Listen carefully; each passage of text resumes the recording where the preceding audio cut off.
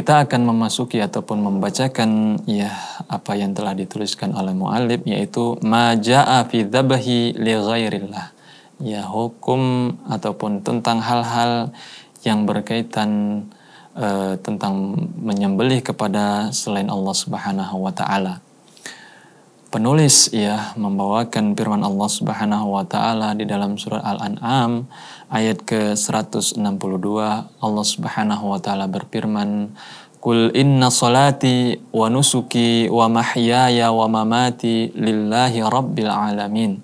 La syarikalah wa bidzalika umirtu wa ana awwalul muslimin." Ya. Katakanlah bahwasannya salatku ya, kemudian sesembelihanku, hidupku dan matiku, semuanya itu untuk Allah Rabbul Alamin. La syarikalah, tidak ada sekutu baginya. Ya, wa bidzalika umirtu. Untuk itulah aku diutus. Ya, untuk itulah aku diperintahkan. Wa ana awwalul muslimin, dan aku adalah orang yang pertama di dalam berserah diri kepada Allah Subhanahu wa taala. Kaum muslimin, kita akan jelaskan ya apa itu ya cara ataupun hal-hal yang berkaitan tentang menyembelih hewan. Ya, tentunya secara umum tujuan ya orang-orang yang menyembelih hewan ya hanya ada dua. Yang pertama ya mereka menyembelih hewan itu untuk dimakan. Ya. Yang kedua ya dia menyembelih hewan tujuan utamanya bukan untuk memakan dagingnya, tapi untuk mendekatkan diri kepada Allah Subhanahu wa taala dengan menumpahkan darah itu sendiri. Ya. Yang pertama tujuannya untuk ya memakan dagingnya, apabila disebutkan pada saat menyembelihnya nama Allah Subhanahu wa taala, maka daging tersebut halal ya untuk dimakan. Apabila disembelih ya dengan tujuan untuk dimakan dagingnya tapi tidak menyebutkan nama Allah, ya maka daging tersebut ya sama dengan bangkai dan tidak halal dimakan. Adapun tujuan yang kedua ya yaitu untuk ya mendekatkan diri kepada Allah Subhanahu wa taala, ya seperti orang yang berkurban ya, kemudian orang-orang yang bernazar ya dan yang semisal dengan itu. Ya maka itu akan diterima oleh Allah Subhanahu wa taala apabila memang dipersembahkan, diniatkan hanya untuk Allah Subhanahu wa taala.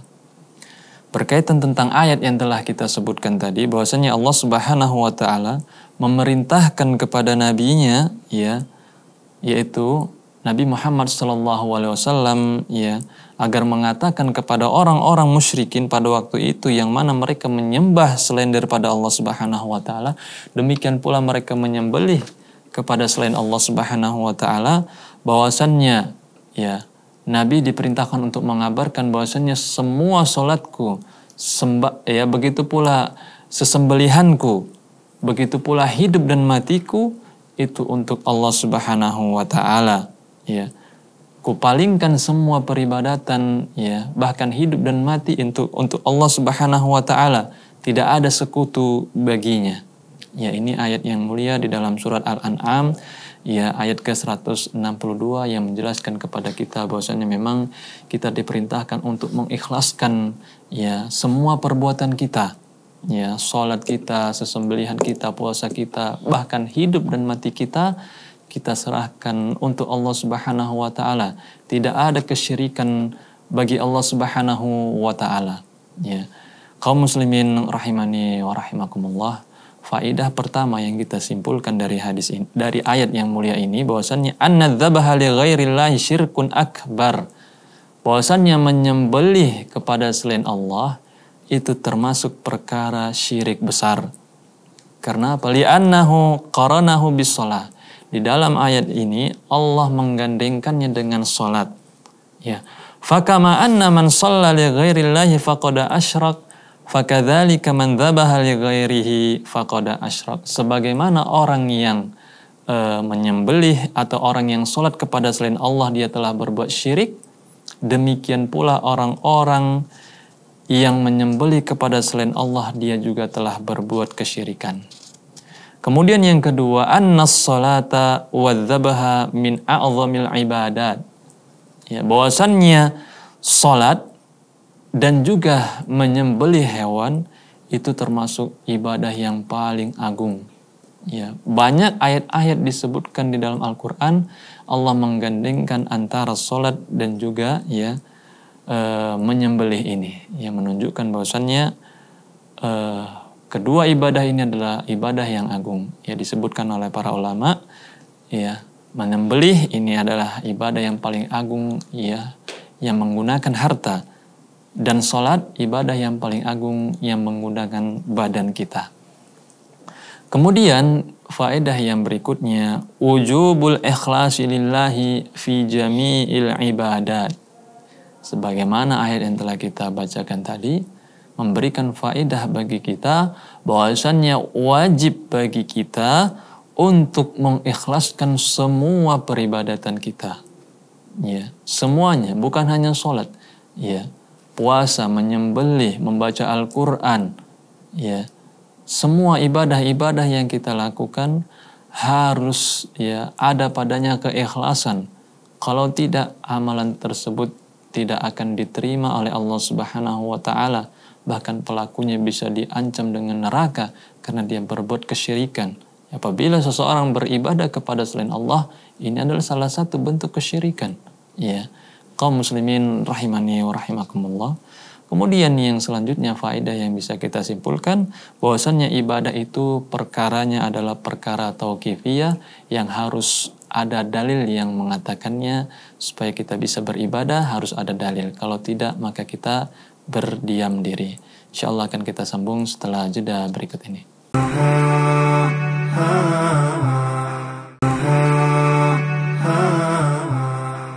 Alhamdulillah wassalatu wassalamu ala rasulillah ya ma'ba'du. Kita lanjutkan pembahasan kita di dalam kitab Tauhid. Telah kita sebutkan tadi firman Allah Subhanahu wa taala di dalam surat Al-An'am untuk menjelaskan ya hukum daripada menyembelih kepada selain Allah Subhanahu wa taala. Kita akan ya melanjutkan membaca Kitabu Al-Mulakhas ini. Penulis membawakan firman Allah Subhanahu wa taala di dalam surat Al-Kautsar ayat kedua, bahwasanya Allah Subhanahu wa taala berfirman, "Fasholli li rabbika wanhar." Ya. Salatlah engkau untuk Rabbmu. Salatlah ya untuk Rabbmu dan sembelihlah hewan itu untuk Rabbmu juga. Ya. Kaum muslimin rahimani wa rahimakumullah. Makna ayat yang singkat ini bahwasanya Allah Subhanahu wa taala memerintahkan nabinya agar mengikhlaskan salat, begitu pula penyembelihan hanya untuk Allah Subhanahu wa taala. Ya, menyelisihi orang-orang musyrikin yang mana mereka beribadah atau mengibadahi selain daripada Allah Subhanahu wa taala, dan mereka juga menyembelih kepada berhala-berhala. Ya. Faedah yang bisa kita simpulkan dari ayat yang ringkas ini bahwasannya yang pertama, anna dzabaha li ghairillahi syirkun akbar li'annahu ibadah. Bahwasannya menyembelih untuk selain daripada Allah, ya, ini termasuk syirik besar karena dia adalah peribadatan. Menyembelih hewan itu termasuk peribadatan yang mana semua peribadatan itu harus ditujukan kepada Allah. Ya, yang menunjukkannya kepada selain Allah dia terjatuh kepada syirik besar. Ya, kita melihat ya sebagian kaum muslimin ya masih melakukan praktek-praktek ataupun amalan-amalan yang satu ini, yaitu menyembelih kepada selain Allah. Ya, mereka menyembelih untuk ya arwah-arwah yang terdahulu. Mereka menyembelih untuk penghuni-penghuni ya tempat-tempat yang mereka anggap angker. Mereka menyembelih untuk ya ratu-ratu pantai dan lain sebagainya untuk memperoleh manfaat dari apa yang mereka lakukan itu atau menolak mudarat. Ya, maka yang demikian itu bisa termasuk ke dalam syirik besar. Ya, karena menyembelih pada hakikatnya adalah ibadah yang harus ditujukan kepada Allah Subhanahu wa taala. Kemudian yang kedua, annas salata wa dzabaha min a'zamil ibadat. Ya, bahwasannya salat dan menyembelih ini termasuk ibadah yang paling agung. Ya. Kemudian yang selanjutnya, annas salata wa dzabaha lillahi min a'zami mazahiri syukrin ni'am. Ya, bahwasannya salat dan juga menyembelih ini termasuk perkara-perkara yang merupakan bentuk syukur nikmat seorang hamba kepada Allah Subhanahu wa taala. Ya, dengan sehatnya badannya dia melaksanakan sholat yang 5 waktu. Ya, dengan dilapangkan rezekinya, ya dia sisihkan untuk menyembelih hewan taqarruban ilallah, sebagai bentuk taqarrub ilallah. Ya, jadi bisa dikatakan sholat dan juga menyembelih termasuk salah satu bentuk syukur nikmat seorang hamba kepada Allah Subhanahu wa taala. Fa innahu ata bil fa'i adalah ala sabab. Ya, sebagaimana di sini Allah katakan fasholli li rabbika wanhar, menggunakan huruf fa, ya, yang mana ini merupakan sebab daripada ayat yang sebelumnya, ya, inna a'tainakal kautsar, ya, kami memberikan kepadamu al-kautsar. Oleh karena itu fasholli li rabbika wanhar, oleh karena kami telah berikan kepadamu al-kautsar, maka salatlah hanya kepada Allah, demikian pula sembelihlah hanya untuk Allah Subhanahu wa taala. Ya. Yang demikian itu termasuk bentuk syukur kita kepada Allah Subhanahu wa taala. Kemudian kita akan membacakan hadis yang selanjutnya dari Ali bin Abi Thalib radhiyallahu anhu qala haddatsani Rasulullah sallallahu alaihi wasallam bi arba'i kalimat la'anallahu man dzabaha li ghairillah, ya, wa la'anallahu man la'ana walidayhi wa la'anallahu man awa muhditsan wa la'anallahu man ghayyara manaral ardi. Ya, di hadis ini Rasulullah sallallahu alaihi wasallam, ya, menyebutkan 4 perkara yang mana Rasulullah sallallahu alaihi wasallam mengabarkan keempat perkara tersebut mendapatkan laknat dari Allah Subhanahu wa taala. Yang pertama, Allah Subhanahu wa taala melaknat orang-orang yang menyembelih kepada selain Allah. Kemudian yang kedua, Allah melaknat orang-orang yang melaknat kedua orang tuanya. Yang ketiga, Allah melaknat orang-orang yang menyembunyikan atau menyetujui, ya, perbuatan-perbuatan kemaksiatan yang dilakukan oleh seseorang. Kemudian yang keempat, Allah Subhanahu wa taala melaknat orang-orang yang merubah patok batas tanah seseorang. Ya. Kaum muslimin rahimani wa rahimakumullah jami'an, di dalam hadis ini, ya, Nabi Shallallahu alaihi wasallam memberi peringatan yang besar, yang tegas, ya, untuk 4, ya, kemaksiatan yang besar, ya, bahwasanya Allah Subhanahu wa taala menjauhkan mereka dari rahmat Allah dengan laknat Allah Subhanahu wa taala. Insyaallah akan kita sambung pembahasan ini setelah jeda berikut ini.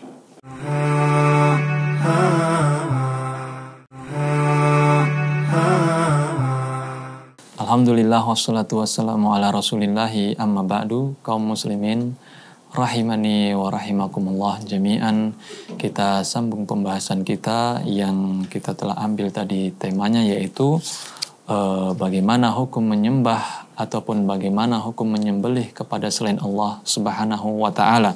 Telah kita bacakan, ya, 2 hadis, ya, ataupun 2 ayat daripada Al-Quranul Karim dan 1 hadis dari Nabi Sallallahu Alaihi Wasallam, yang mana Nabi Sallallahu Alaihi Wasallam, ya, menyebutkan di dalam hadis tersebut 4 kemaksiatan yang besar, yang mana pelakunya mendapatkan laknat dari Allah Subhanahu Wa Taala. Kemaksiatan yang pertama yaitu orang-orang yang menyembelih kepada selain Allah. Yang kedua, orang-orang yang melaknat kedua orang tuanya. Kemudian yang ketiga, orang-orang yang menyembunyikan ataupun menolong orang-orang yang berbuat kemaksiatan. Kemudian yang keempat, orang-orang yang merubah patok batas tanah seseorang. Kaum muslimin rahimani wa rahimakumullah jami'an, faidah yang bisa kita simpulkan dari hadis ini, yang pertama, anna dzabaha li ghairillahi muharramun syadidut tahrim wa syirkun fi muqaddimatil kabair. Penulis mengatakan bahwasanya menyembelih kepada selain Allah itu adalah keharaman, ya, bahkan kesyirikan, ya. Menyembelih kepada selain Allah keharaman yang harus ditinggalkan, ya, sebagaimana yang dilakukan oleh sebagian kaum muslimin, ya, mereka menyembelih kepada selain Allah. Mereka menyembelih untuk arwah-arwah yang terdahulu, ya menyembelih ketika mereka misalnya pindah rumah, ya untuk tujuan mendapatkan keamanan di dalam rumah tersebut, tidak ada yang mengganggu dan seterusnya. Ya. Kemudian yang kedua, an-nadzabaha ibadatun yajibu sarfuha lillahi wahdah.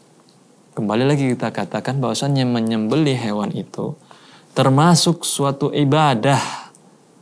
Ya, dan kalau namanya ibadah harus ditujukan kepada Allah saja. Ketika ditujukan kepada selain Allah, yang seharusnya itu ibadah malah menjadi kemaksiatan yang besar. Ya, bisa menjadi kesyirikan. Ya. Kemudian yang selanjutnya, tahrimu la'nil walidaini wasabbihima mubasyaratan aw tasabbuban. Ya. Haramnya melaknat kedua orang tua. Ya, tidak boleh melaknat kedua orang tua, baik secara langsung ataupun melalui sebab.